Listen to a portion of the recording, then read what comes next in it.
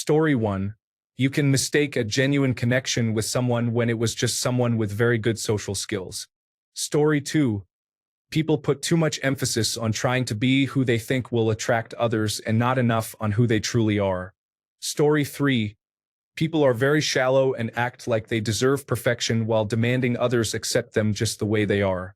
My husband and I met in college, and we have always worked because we know that neither of us is perfect, but we are perfect for each other. Story 4. If they ghost you, walk away. Be wary if they slide back into your direct messages in the future. Pay attention to inconsistent communication or excuses like, "I lost my charger," "My phone died," "I forgot to call or text," or "I've just been really busy," especially if it happens all the time. Watch out for breadcrumbing. Many people are emotionally unavailable and seek stimulation and validation, not connection. Hookup culture can blur boundaries. Decide if you are comfortable with a situationship. Story 5. People are so focused on ticking off boxes that they never give their potential soulmate a chance. When we meet in person more often, we could be surprised by someone we are not traditionally attracted to. Charisma and personality are hard to see on an application, so we swipe left on the short men or slightly overweight women. If we met them in person and experienced the whole person before we decided we did not like them, maybe we would be surprised at who we actually like. Story 6. Online dating is a challenging environment for people who struggle with long-term relationships, and it tends to become more difficult as you get older. Story 7. Narcissists love dating applications. It is free attention and validation. The skilled ones know how to hide it very well. Be cautious of anyone who seems too good to be true. Story 8. People have now become disposable. You could be falling in love with somebody and accidentally say the wrong thing, wear a t-shirt they do not like, have a bad day, or disagree on some minor detail like whether or not Taylor Swift is good, and suddenly you are completely cut off. Their contacts have changed. Their social media accounts have locked you out, and you cannot reach them. You have to be prepared for heartache because everyone is quickly replaceable. Nobody has bothered practicing making up, compromising, or trying to see another person's perspective. We all want perfection from the start and do not want to do the work to build something phenomenal. Story 9. You have to make sure before you invite someone over that they are not homeless. Years ago, I met a woman who lived in a neighboring state. We talked, and she seemed completely normal, if a bit of a free spirit. I had to go to her city for work, so we met and had dinner. There seemed to be chemistry, so the next weekend I drove up to stay with her. When I got to her house, her room, she said she was renting it from a friend, was completely empty except for a big hiking-style backpack, her laptop, and a bedroll. She mentioned she had a bad back. We did all sorts of fun things around town, but in retrospect, they were all cheap or no-cost activities that she suggested. She did get me involved in a low-budget zombie film her friend was shooting, and I received an IMDb credit for that. The next weekend, she wanted to stay with me, but she did not have a car. I drove up to pick her up, and she hopped in my truck with her backpack, laptop, and bedroll. I did not think too much about it, but after the weekend ended, which was extremely strange, she said, "You're my boyfriend, I love you, and it's us against the world." I was like, whoa, slow down. And I realized she was not planning on going back.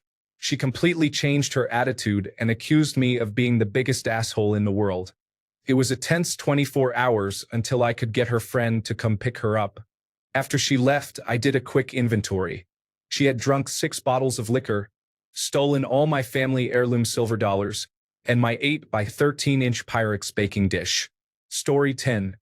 Watch out for anyone who has a gimme mindset and thinks they are the prize. Men, women, non-binary, it does not matter. Dating should be about creating a good experience and relationship together, not one side thinking the other owes them something for their time, whether that is material things, sexual things, or otherwise. I am not saying there is anything wrong with wanting any of those things. It is the attitude I am talking about.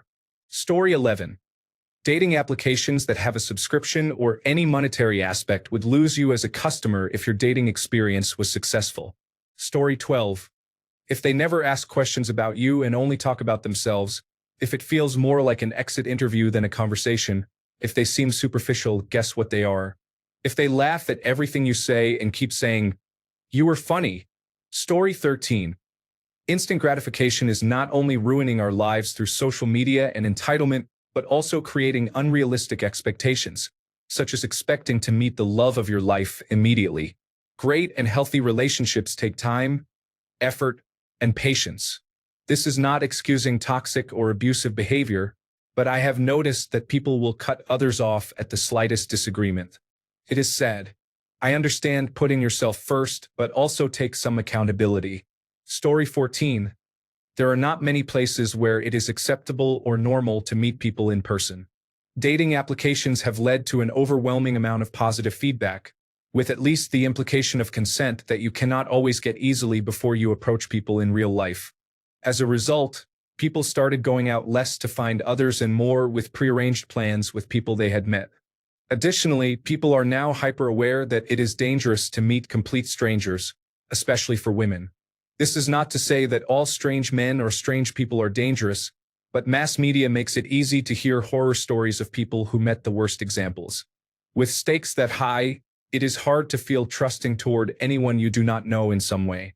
Even if you go out specifically to find someone, it is hard both to approach someone and to be open to someone approaching you without being wary that they might have darker motives than a hookup or a relationship. Story 15. If they seem uninterested or distant, do not bother. You do not want to be in a one-sided relationship where you are always fighting for their attention. Story 16. I met my wife in a chat in 1997 and have been on and off social media since it started.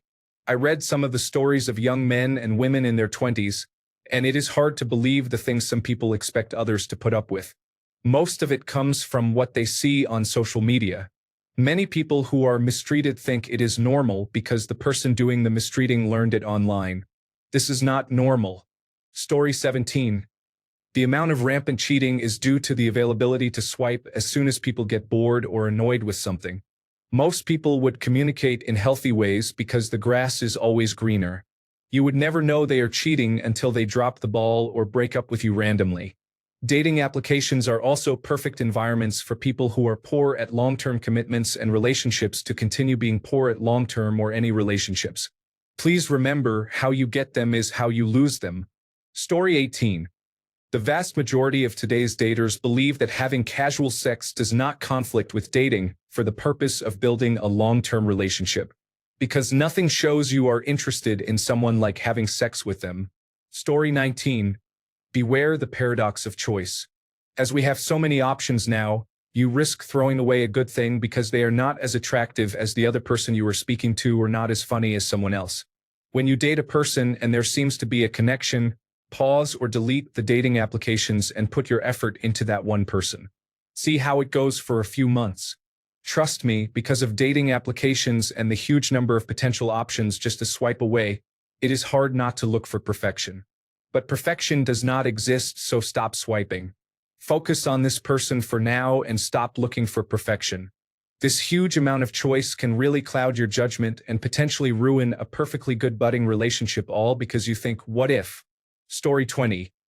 If you are experiencing a dating dry spell for days, weeks, or months, and suddenly a single individual wants to meet with you but you end up not being able to make a connection, this could be a federal agent investigating someone in your circle of friends. They will disappear once the investigation is complete. Story 21. Many people treat dating like shopping. If you are not perfect, they are already looking for the next option. Story 22. People do not really care. They care only to the extent of getting what they want with false future promises, just to discard you and start all over again. Story 23. Most people just want attention and validation to stroke their ego. They do not actually love or care about you. You are replaceable, and those sweet messages that make you feel extra special are being sent to many others. Story 24. A lot of single people cannot afford housing on a single income. It often takes two incomes combined to qualify for a one-bedroom rental at today's prices. Even earners with six-figure incomes may not earn enough in high-cost-of-living cities to qualify. This extremely high cost of housing affects dating, as there is much pressure on couples to form relationships and share rent. It is accelerating courtship timelines.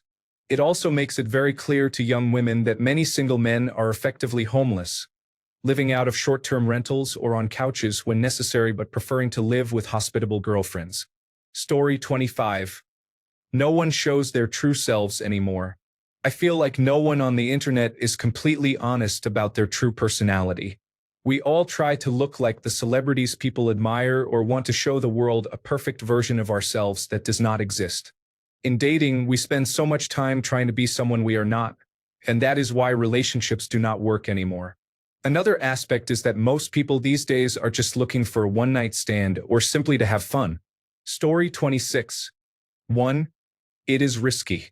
You know almost nothing about the other person's past, and they can paint any picture they want. It is easy to appear normal for a few dates, but unusual behavior often emerges shortly after. 2. People are promiscuous and not cautious with their health and preventing disease. 3. People have learned to treat each other as disposable. Online dating is like dating in bulk. The other person, and probably you too, are talking to about 5 or more other people at the same time. It is easy to find the next better-looking and more successful person. As a result, nobody cares about the other person, which explains all the ghosting. Story 27. Everyone seems to know how awful online dating is, but they still do it. For the men, I guarantee your confidence will rise significantly if you delete the applications for about a month. Story 28. Unfortunately, it is really hard for women over 30 years old to find a partner. It is unfortunate that they have to race against time to both pay the bills and find a partner who is respectful. Many of my high school classmates spent their 20s traveling, building their careers, and enjoying themselves as they should. However, when they turned 30, they suddenly had trouble finding a relationship unless they were willing to marry quickly. One friend was dumped because she would not agree to marry a man who proposed after only 6 months of dating. Story 29. I feel there's just so much nitpicking on the tiniest things. I went on one date last month and thought our conversation and chemistry were phenomenal. I hadn't felt like that in a while and even felt comfortable with her thinking we had the same type of humor. Then it all changed when I felt too comfortable. In the beginning, she said she lived in Brooklyn, but later in our conversation, she said she's actually from Queens. I totally understand that for safety reasons and said I understood because in another conversation I told her I don't have Instagram, but I actually do and kept that from her because I had a stalker. Through text, I eventually told her that I actually do have Instagram, and I wasn't sure how she took it, but her reply was, "Oh, so you lied, huh?" I said back jokingly, "Yeah," says the girl who said she's from Brooklyn. When I asked her out again, she straight up told me, "Don't think we go forward from here. I just felt you were mocking my safety after that conversation." I can totally understand that I might have felt too comfortable and did not intend to make her feel that way, but I thought our initial conversation outweighed that mistake and that we could have communicated better. The fact that it was through text made it hard to tell if she was that serious. Story 30.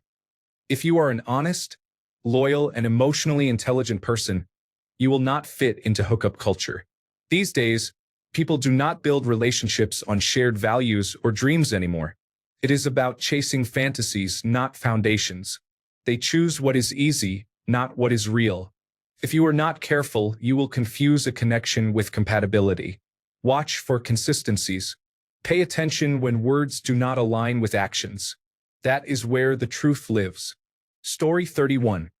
Unprecedented social and geographic mobility have made lifelong marriage unlikely for most people. Most cannot perform consistently enough in today's economy to be the most secure option for their partner over a significant period of time. I wish I were speaking only from bitterness, but it is clear unless you are in an upper-middle-class bubble. This is especially evident when considering unhealthy relationships that continue long past when they should because of the cost of living. Story 32. If you appear vulnerable, predators may try to take advantage. I am a man. I may look vulnerable, but I am not. Abusive women are common. Story 33. There are people on dating apps who are on them openly for paid sex, but there are also people who try to use you in more hidden ways. Whether it is getting you to buy them dinner or gifts, there are also those who pretend to be interested because they want you to follow them on social media, buy their content on OnlyFans, or ask you to make content with them for social media or OnlyFans. They are basically using you to make a profit in some other way, such as being their trip companion who takes photos for their social media page. As soon as you decline or call them out, they ghost. Sex and social life have become highly commodified. Story 34. Get over your addiction to online dating. Takes time to stop wanting to download it again, but it is useless these days. Think about every time you downloaded it. Why did you do it? Bored? Lonely? Avoiding yourself? That is everyone else on there, at least the majority you have to sift through. It gives the illusion of endless choices, so we think people are disposable and never give a chance to truly value others for their complexities. Get over this convenience. Please, say hi to more people in public. Make authentic connections. Be friends first. Prioritize making friends and relationships in the real world. Story 35. The expectation that you need to be available 24/7 is exhausting. I had a person get angry because I did not respond to their text within an hour while I was in a work meeting. Sorry, I have a life outside of my phone. It is a major red flag when someone demands constant attention. Story 36. As you age past 40, your dating pool does not just shrink, it fragments. If you date within your age group, many of the people you might find yourself attracted to are already in long-term relationships or married, or they are navigating complex life circumstances like divorce or caregiving, or they are not even particularly interested in dating in the first place. If you are heterosexual, this shift is often even more pronounced.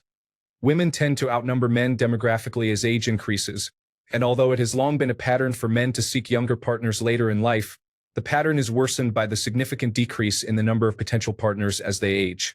By the time you reach 50, especially if you are in a non-metropolitan area, the dating pool narrows dramatically. Fewer people are actively seeking new relationships, and fewer still are likely to align with your preferences in lifestyle, values, and personality. This is without factoring in practical hurdles. There are far fewer social events for people in this age group. There is less physical mobility, so common social events like dances or sports are less often options, and many people are less tech-savvy, so they struggle to navigate dating applications which still dominate the modern dating landscape. That is just the starting point.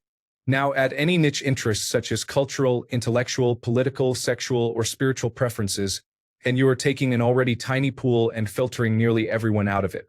Prefer dating someone child-free, progressive, active, emotionally literate, Asian, short, or open to non-traditional relationship structures. Each layer of preference cuts the available options by half, often more. This is if you are lucky enough to live in a high-population metropolitan area. If you are in a rural or smaller town setting, your options may shrink to nearly zero. A 100-mile radius might yield no viable matches at all, especially if public transportation or flexible schedules are not available. This does not even begin to touch on you as a dating option, income, physical appearance, personality, and so forth. Your dating pool is very small to start, and finding someone who not only matches what you are looking for but likes what they see in you is nearly impossible.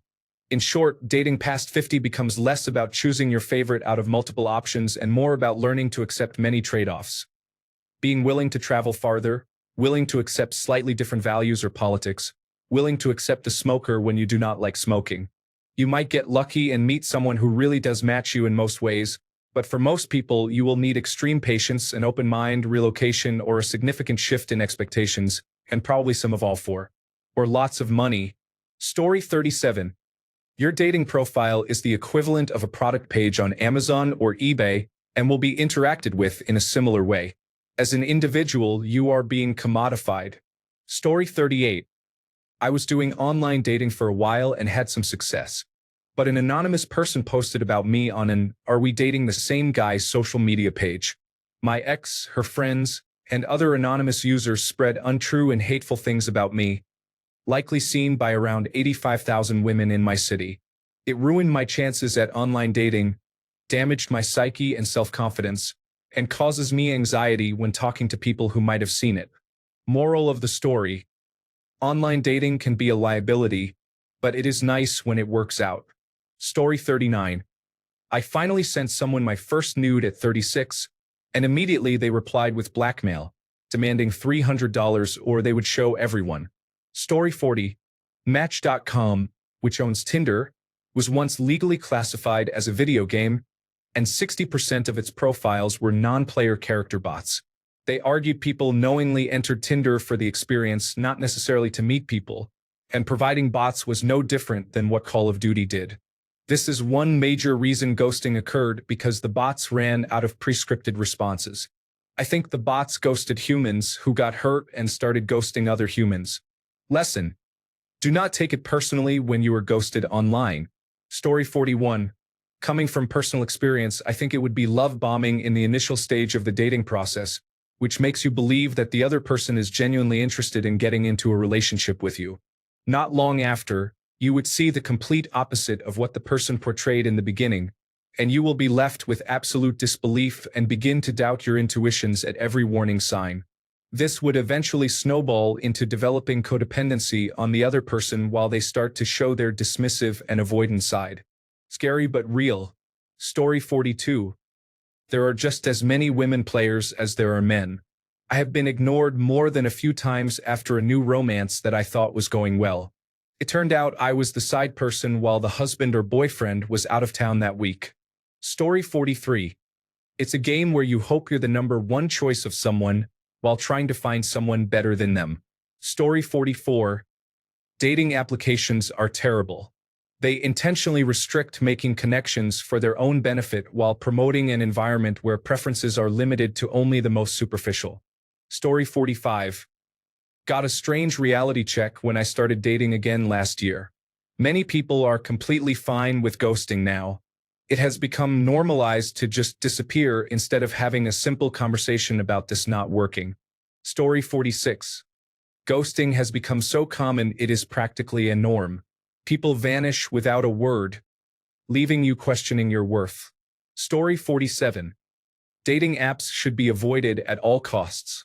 They are far too competitive, like competing against dozens of different men for one woman. You will most likely be treated as an option. Dating app algorithms are designed to prevent you from deleting the app. Most people seeking companionship through these apps are looking for the top 10% of users. 95% of people will swipe right or left on you without even reading your biography. Story 48. In my mid-40s. Girlfriend is in her late 30s. This relationship is working out. Respect each other. Respect that you both have baggage. Give each other personal space and agree on that up front. Sex is amazing after that, but do not relate just based on that. Learn from your mistakes. Now that I am almost 44, I see younger women are really attracted to me. Be able to hold a conversation and do not hide your issues. They will come out. I thought I would share some lighter truths. Story 49. We probably swiped no on our soulmate, but these dating applications, showing us countless possibilities, have us not knowing any better. Story 50. One dark truth is that many people treat dating applications like a game, not a path to real connection. It is more about dopamine hits than actual interest. You can have great conversations that go nowhere because some people just want validation or entertainment, not a relationship. Another thing to watch out for is situationships where one person wants a real relationship and the other just wants the benefits without commitment. If someone is always vague about their intentions or avoids defining the relationship, believe their actions. Also, ghosting is sadly normalized. Emotional immaturity and avoidance have become the default for ending things. If you take things personally every time, it will affect your self-esteem. Story 51. A lot of people just want attention, not connection. Watch out for love bombing early on. It is not always real. I learned that the hard way. Story 52. Watch out for someone who is too eager to plan a future after just meeting. I had a man talk about marriage and children on our second date. I learned the hard way that love bombing is real and it is usually a cover for something darker. Story 53. I got bored and played around on the applications once. My first download resulted in very little action, about 15 matches. The second download gave me around 65 matches in under an hour, and about 23 of them responded. The third time, I had no matches in 2 or 3 days. The application manipulates how and when they show your profile. I have no clue about the metrics or requirements, but obviously the second time, they opened the gates to keep me engaged. then ignored me on the third time because they knew I knew. Story 54. The internet can be deceptive, and many people are not truthful on their dating profiles. There are predators who follow the philosophy of Andrew Tate, targeting individuals they perceive as low status and pressuring them into making adult content. Allowing strangers to have influence over you is unwise. You may not truly know someone even after 10 years together, so getting married after 2 or 3 years is risky. Everyone should conduct a background check on potential serious partners. Story 55. The sexualization of almost everything has created unrealistic expectations. It is so easy to access that it becomes easier than putting effort into someone else's happiness. It is slowly becoming too much effort to truly get to know someone and create lasting relationships. Story 56. I am 56 years old and have been married for 4 years to a woman I love who loves me. I know a man in his late 40s who has a different date every weekend. He says, "It is a numbers game." No, it is not. He will be alone for the rest of his life. Drop your defenses. Unwrap your soul and let it fall on the ground in front of everyone. Someone will pick it up and point to where their own soul lies unattended. Be not cynical about love, for it is as perennial as the grass. Story 57. If you are an average woman looking for a long-term relationship, beware that all those good-looking men you match with are actually out of your league and most likely just want to use you for casual encounters. If you are an average man, beware that the few good-looking women you match with are probably scammers. Story 58. You are worth more than apps suggest. And for a concerning reason. If a man is attractive enough to get matched with many women daily, why would he care about hurting the feelings of a girl on a date when he can simply arrange a date with another the next day or week? The opposite also applies. Researchers who have analyzed data from such applications have seen that men tend to get significantly fewer matches than women. Thus, even a slightly above-average girl in looks is likely getting many matches daily. When people receive more dating opportunities than they can physically find time to pursue, such as matching with 15 to 30 people per week, there is no need to have empathy for dating partners or treat them as human beings worthy of respect. At the slightest problem, a miscalculated joke or a slight delay in the date, it is easier to end the connection and date the next person than to develop interpersonal conflict skills. People often take this easier route. Do not be fooled by online dating applications showing a very distorted picture of you as someone people do not want to date. Story 59. They will go on Reddit to hear about how that small action you took is actually a significant warning sign and that you are a narcissistic abuser. Story 60. Transactional interest. Very few people are interested purely because they are interested. Most are trading interest for something they value much more than you. Story 61.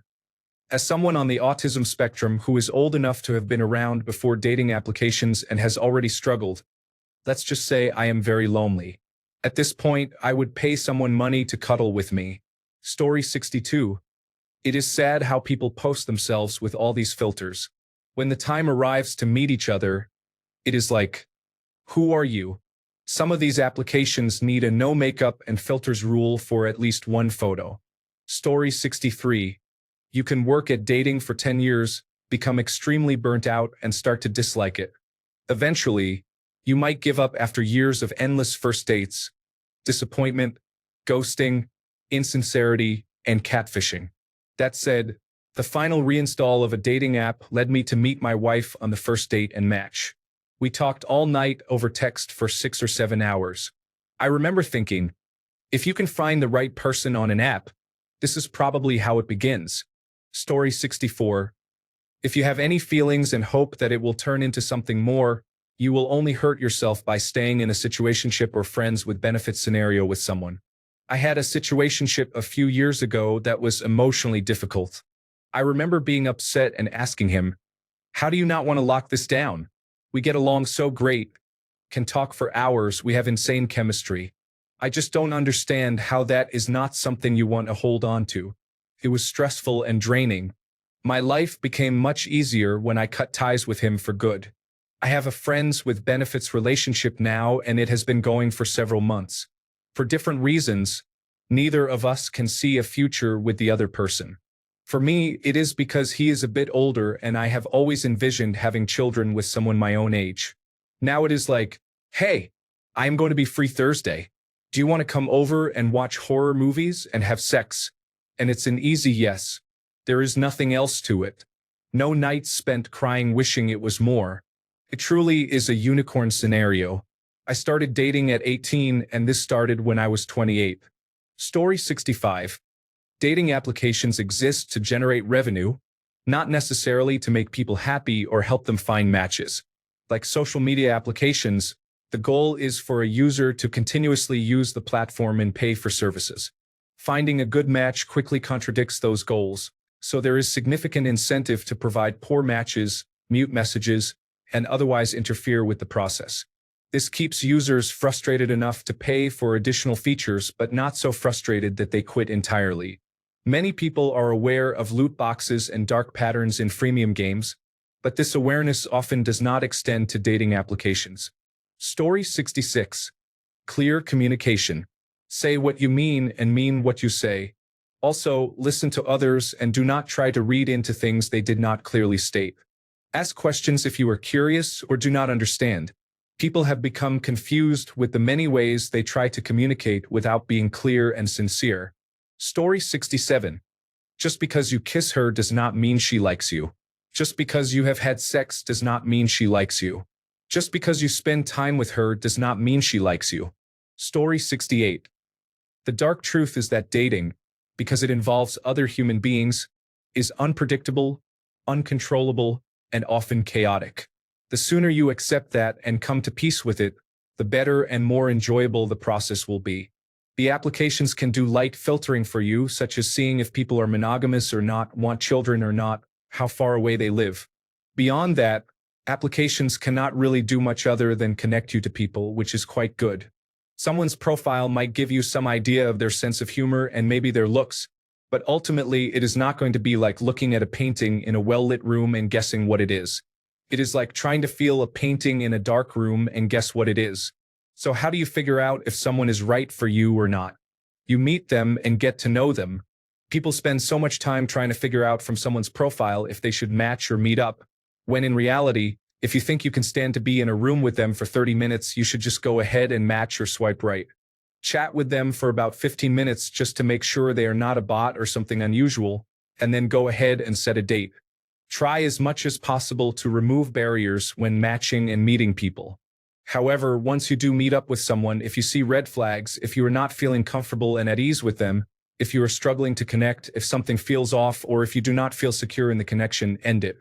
If you are feeling generous, give it maybe one more date, but if things do not improve, break it off. Low bar for entry, high bar for continuation. Many people do it the opposite way and stick with people who were not good matches from the first date. Story 69. The biggest truth is that you are going to encounter more disappointment than treasure. Dating today is fueled by constant gender bashing and generalizations that all men do this and all women do that, based on limited personal experiences.